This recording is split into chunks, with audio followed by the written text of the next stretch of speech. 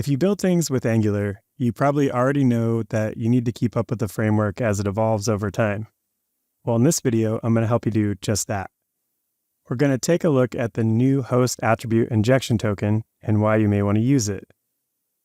In this video, we'll use an example of an existing button component with inputs, and we'll replace them with the inject function and the host attribute token class.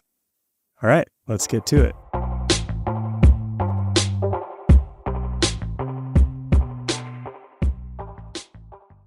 Okay, let's take a look at the example that we're going to use in this video. We have a demo application for the Vans clothing brand. We're going to focus on these two buttons here. They've been added using a button component. When we look at the code for this component, we can see that we're using the input function for our primary and secondary labels. Also, the primary label is required, meaning if we use this component but fail to provide a primary label, we will receive an error. Now, this works totally fine, but in this app, we know that we only ever need to provide static string literal values for the labels when using this button component. We're going to set them once and that's it. They won't need to change dynamically, so maybe an input is not the best idea. When we use an input, Angular will create a binding that it will then need to check on every change detection cycle. This isn't great since we will really only ever care about the value on initialization. After that, it won't be changed. Well, this is where the attribute decorator comes into play. Since we know these values are going to be a static string literal, we can instead convert them over to attributes. To do this, we need to start by adding a constructor. And then we can add the attribute decorator.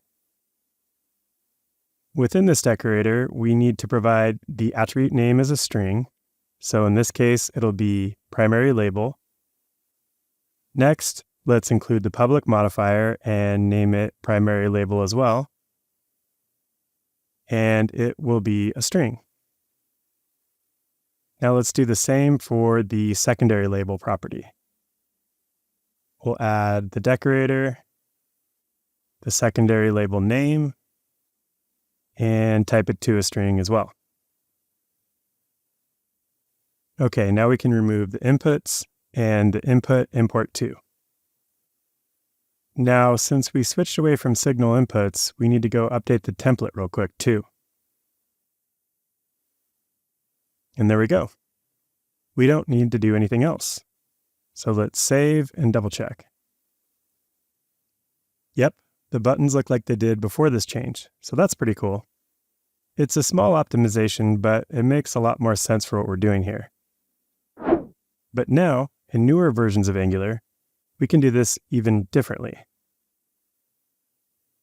We can use the inject function in the new HostAttributeToken class. In this example, let's switch it over. Let's start with our primary label. Let's create a field like we had with the input function named primary label. Then we'll use the inject function.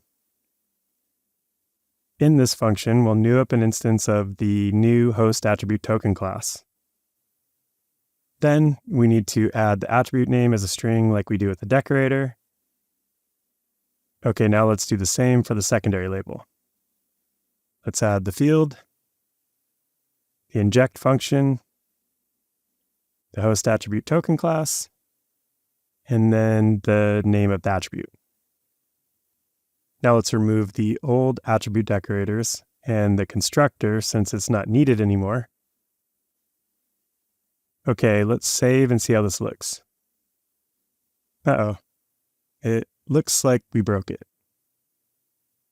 Well, this is actually one of the benefits to using this method over the old decorator. If we look at the console here, we can see that we have an error for a secondary label, letting us know that one is not found for our secondary button, where we don't need the additional label. So this is an advantage to using the inject function in this case. We will get a dependency injection error when something is wrong. In this case, the fix is pretty simple. We can make this attribute optional. Now when we save, we'll see everything is all good. So just a different way to do this sort of thing. If you can use static string literals for your components and directives, attributes are the way to go. And if you want runtime dependency injection errors or don't otherwise have a need for a constructor, you'll probably want to use the inject function and the HostAttributeToken. All right, that's all for now. Until next time, thanks for watching.